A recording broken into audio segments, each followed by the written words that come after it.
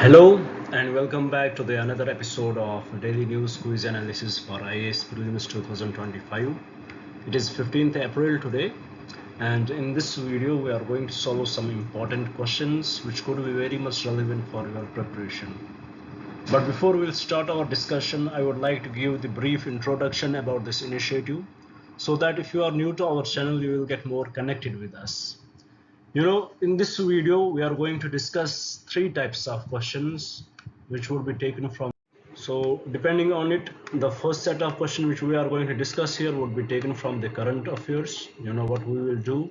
We'll take up the most important article from the newspaper. We will try to break that article down into the simplest language possible, and we'll try to derive the possible prelims question from that particular article so that it will give you the idea which part of the newspaper is important for you, what should be your approach when you are reading such news articles, and how you can expect a possible prelims question from that particular topic. After we will discuss this thing, after we will discuss questions from the current affairs, we will shift our approach to the second part. Here we will discuss questions from the static portion. Currently we are discussing Indian polity, and in Indian polity we are discussing the Parliament of India, and in Parliament of India we are discussing the procedure in the Parliament. So with respect to that, we are going to discuss few topics related to the special motions, related to motions. We'll discuss them and we'll try to derive the possible prelims question related to those topics so that it will give the exact idea how exactly a question can be asked in the exam and prepare you well before you enter your exam hall. After we discuss questions with respect to static topic, we'll shift our approach to the last part of our discussion where we will discuss questions from the previous year question book. This is to me the most important part because in here we will try to learn what is the vocabulary used by UPSC over the years for framing your papers, what are the different trends they try to follow for framing your questions, and at the same time we'll try to learn the habit of UPSC in which they try to repeat the questions over the years. We'll try to understand that, and at the same time we'll try to understand what are those questions which we can still apply in exam if we don't have the proper knowledge about those questions, what kind of questions are they, and what are the different techniques which we can implement in the exam. So this is in a nutshell what we are going to do in this video. Now before we will start our discussion, I would like to request you guys, please do subscribe the channel and share it with your friends so that they may also get benefited from this initiative, and please do write in the comments what else should we bring for you. Now without any delay, let's have a look at the first question which we had brought today. And the question is about the section 8 clause 1 and subclause J of the Right to Information Act 2005. So why it is in news? Let's put some light on it so that we will go to the question and discuss that. The reason for that why we are discussing this question is that the government of India, they are trying to amend this section through the Digital Protection Act which they had brought in. They are trying to amend this section of the right to information, and that is not going well with the general media, we can say, with the opposition and with the people who were there to protect the right to information act. So it is not going well with the people. So there is a lot of opposition to this amendment which the government is proposing with respect to the with respect to the Digital Protection Act, the amendment which they are trying to bring in by the help of the Digital Protection Act, Digital Privacy Data Protection Act. By the help of that act, the amendment they are trying to bring in is not going well. So what is the situation? What is the exact point which the people are not liking, and what is the reason the government of India is bringing such act? Under this section, under the Right to Information Act, this Right to Information Act has been very much beautifully framed. If we look at it, it has balanced. If we look at it, and if we read the Right to Information Act clause by clause, you will understand one thing. It has balanced right to privacy to the with right to information, right to privacy with right to information in a very beautiful way. It has balanced the both. So with respect to this specific section, what does it say? Under this section, for example, if if there is some personal information of any public servant, his information cannot be given to the public, cannot be disclosed to the public if it is not of the public interest, if the activity is not of the public interest, if there is any if they are asked, if they are question, if there are any questions with respect to that, then the personal information of that officer cannot be disclosed. But this statement itself, when we read the question, you will understand it more properly. I'm giving it in the very nutshell and in a very simple language here. This statement of this act, there were various questions whether it is good. It may be misused by the government, that government will not allow any, if there would be any public interest, if there would be any large public interest and the people will demand it, then the government will not allow it. You had seen, if you would have read your newspapers or you would have followed current affairs, you would have seen about the ex-IAS officer who had manipulated her certificates, and she had got the post of IAS. With respect to those officers, we need to know what they had done. So sometimes for the bigger public interest, there should be the awareness. We can ask about their documentation, we can ask about their Aadhaar card, we need to know about that. So same thing, even though this act itself, it respects that it won't be given to the public, but at the same time it also says if there is larger public interest, then at that time that information can be disclosed in front of the public. So this was fully beautifully, it has, this act, this section has beautifully balanced the right to privacy with the right to information. But here comes the government. They believe that, even though it is there, even though this statement that if there is larger public interest, then this information can be given to the public. But according to the government, it has been misused by money activists. It has been misused by money lawyers. What they are doing? They are duking innocent officers, and they are forcing them to do any wrong work. They are blackmailing them. So in order to protect that, the government of India, through the Digital Privacy Data Protection Act, they are bringing in the amendment, so that will restrict that even if there is the larger public interest, at that time, even though there is larger public interest, this information cannot be given out to the public. So that is why it is in a way violating, it is in a way dissolving this act, which we can say in our simpler terms, the new amendment which the government is trying to propose is in a way dissolving the section 81J of the Right to Information Act 2005. So yet the amendment has not been brought in, it has not been passed. So that is something for the future. But as it is in the news, a question about this section can be very much relevant for your preparation, and you need to know what it is about and how it balances the right to privacy with the right to information. So with this, let's solve the question and get to know more about this this section particular to Right to Information Act of 2005. So let's solve the question here. Let's read the question. What does the question say? Question says, consider the following statements regarding the Right to Information Act of 2005. First statement: it exempts from disclosure of disclosing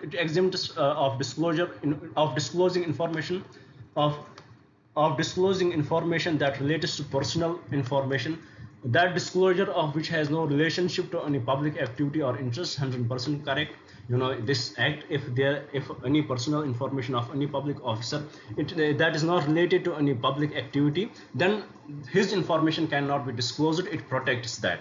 But at the same time, it further says it allows for the disclosure of personal information if the central public information officer determines that a larger public interest warrants such a disclosure. If there is larger public interest, then this information can be disclosed. That is 100% true. At the same time, if there is no public if there is no larger public interest, and if there is any action, any activity, any public activity, and there is no relation of that public activity with the person, then his information cannot be disclosed. But if there is larger public interest, then exactly the information can be disclosed under this section, under the section 81 subclause J of the Right to Information Act. So with respect to this question, first statement is correct, second statement is correct. Now let's have a look at the third statement. What does it say? It says information that cannot be denied to the parliament or a state legislature can still be denied to any citizen under this section. That is totally incorrect. So with respect to this question, the correct statements are statement 1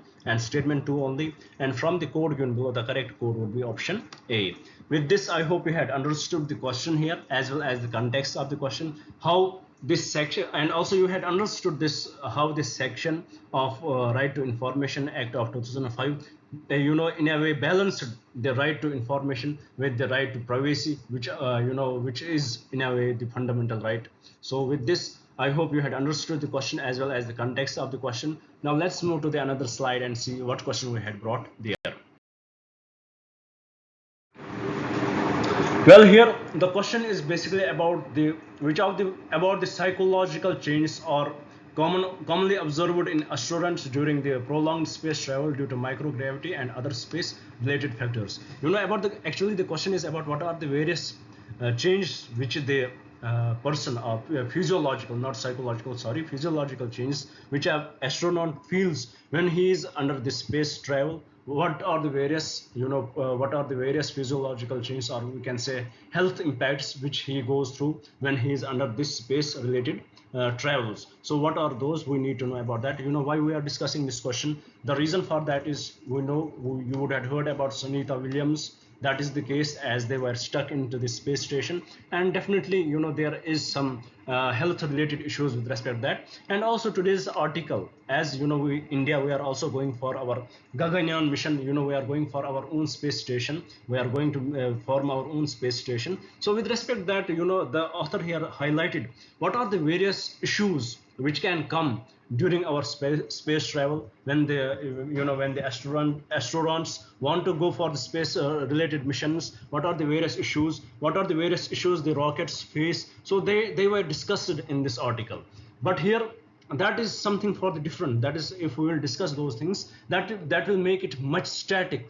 Here I will try to give that in a nutshell, what were the points given. For example, when it is when this space, when the uh, when the space jet is going for the travel, what are the various issues it can face? First, it can face during the launch. So there would be thrusters. If there is any issue like that in the lower earth orbit, then there would be thrusters, that the compartment which will be carrying the astronauts, that will go away. And similarly, if it would be at the higher altitudes, same will happen, and then by the help of parachutes they will try to come back. Then the another issue which can arise is during the orbit mission. During the orbit, some issues can arise here. So there are also safeguards related with that. What are the various safeguards? For a set of thrusters, spacecraft remains in orbit. There is emergency re-entry there is emergency re-entry which can be which can be used at that time. And also, by the help of this emergency re-entry, the spacecrafts will immediately go for the re-entry. And also, if nothing works, they can if nothing works with respect to them, what they can do, they can interact with the they can interact with the International Space Station. So this is the second thing which during which there are chances that such issues can arise. And the third, it is about the it is about the re-entry. There are issues related to re-entry which can come in. For example, when the spacecraft is coming at the very high velocity, so definitely there is huge friction which it faces. So when there is huge friction, it is there would be a lot of heat would be produced. So these spacecrafts which are carrying these astronauts, they are protected by what? They are protected by this heat. They are protected by the heat, heat shockers, we can say. There are heat absorbers are used which absorb the heat and protect them. So these are various ways in which the ISRO, they are trying to develop their space spacecrafts, so that they can avoid any accident. If there is any accident, they can avoid the any impact on the astronauts. And at the same time, if they are in the space station, if they are in the space, they face various other health issues, and that we will understand through this question. So let's have the question here. The question says, which of the following physiological changes are commonly observed in astronauts during prolonged space travel due to microgravity and other space related factors? First statement, increased bone density. No, that is totally incorrect, because there is definitely opposite of it. They face decreased bone density. So first statement is incorrect. Second, cardiovascular deconditioning, 100% correct. This is one of the issue associated with it. Muscle atrophy, that is also true. And enhanced vestibular function, that is also incorrect. It is not so, it does not enhance the vestibular function. So with respect to this question, the correct statements would be statement 2 and statement 3 only, and from the code given below, the correct code would be option B. So with this, I hope you had understood the question as well as the context of the question. Now with this, let's move to the another slide and see what question we had brought there. Well, here the question is basically about the economic impact, as you know, as decrease in the diesel consumption. What does it show about the Indian economy? You know, right now the Indian economy, if we look at the consumption, if we look at the consumption of the diesel, consumption of diesel, it is very much decreasing in India. So the question here is, which a UPSC examiner can ask you, what could be its impact? What does it show about Indian economy? If we look at it, if the consumption of diesel is decreasing, that means that we are slowing down our there is slowdown in industrial production and infrastructural development. If that is so, that our transportation is we are slow downing in our transportation sector also. And also another reason for that could be that we are changing, we are evolving from the diesel led vehicles to, from the fossil fuel led vehicles to the electric vehicles. So these could be the two possible things which can be associated with this, if there is decrease in the diesel consumption. So let's try to understand it through this question more properly and try to practice this question here. Here the question says, a recent trend in the Indian economy indicates a decrease in diesel consumption. Which of the following is the most likely implication of this trend? First statement, a surge in agricultural output and rural economic activity. That's totally incorrect, nothing wrong, nothing correct with it. Second, a slowdown in industrial production and infrastructural development. That is true. Third, a rapid expansion of logistics and transportation sector. That is incorrect, because if it was so, what does it mean? If there is a low diesel consumption, definitely there is impact on the transportation and logistics. So there it is, definitely it has decreased. It could be definitely it has decreased, or that we are shifting to electric vehicles. That could be the another solution. So here fourth statement, a significant increase in the adoption of diesel powered private vehicles. That is also incorrect. So with respect to this question, the correct statement is option B. With this, let's move to the another slide and see what question we had brought there. Well, here the question is about this port, Pasni port. As the question says, the Pasni port, which has been featured in recent news, is located in which of the following countries? So what do you think, which country does it belong to? Definitely it belongs to what country? It belongs to Pakistan. And this Pasni port belongs to Pakistan. Why it is in news? Because Indian Coast Guards, along with the anti-terrorist squad of Gujarat, they had intercepted a ship, or we can say a boat, containing drugs called meth, or we can say ice. They had intercepted that ship, and once the location was tracked, that ship had came from this region. And we know that this region is very famous for the Golden Crescent. In this Golden Crescent, we have Iran, Afghanistan, and Pakistan. And they are very much famous for, they are very much notorious for spreading these drugs to other countries, especially exporting the drugs like mist, marijuana, and other drugs to countries like India and other southeastern countries. So from this port, that's why this port is news, because this ship which was detected by them, in which the mist was caught, it had came from this port, that is the Pasni port in Pakistan. So with this, I hope that's why it becomes important for us to which place it belongs to. It belongs to Pakistan in the Balochistan region, near Gawadar port. Now with this, let's move to the another slide and see what question we had brought there.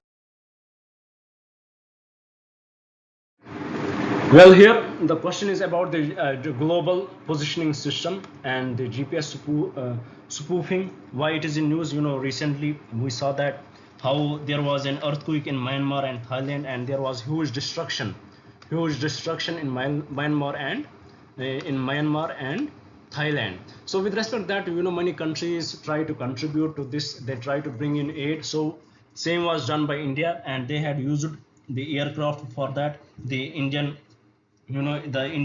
Air Force, they in a way try to help them, and the mission which was named after this was Operation Brahma. Operation Brahma was the mission under which the Indian Air Force were trying to help them. Operation Brahma, please do remember that. This may also become important for your prelims exam. Operation Brahma.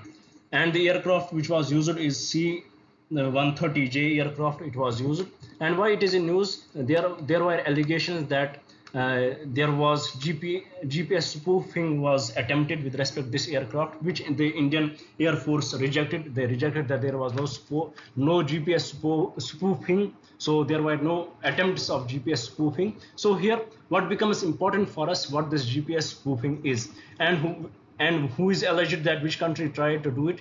It is alleged that China tried to change this or bring in the false signals, so that it can in a way lead to the cyber attack, or we can say damage the aircraft itself. So it was China which has been accused, but the Indian Air Force did not agree to this. They did not agree that there was any attempt of GPS spoofing. So let's understand through this question what this GPS spoofing is.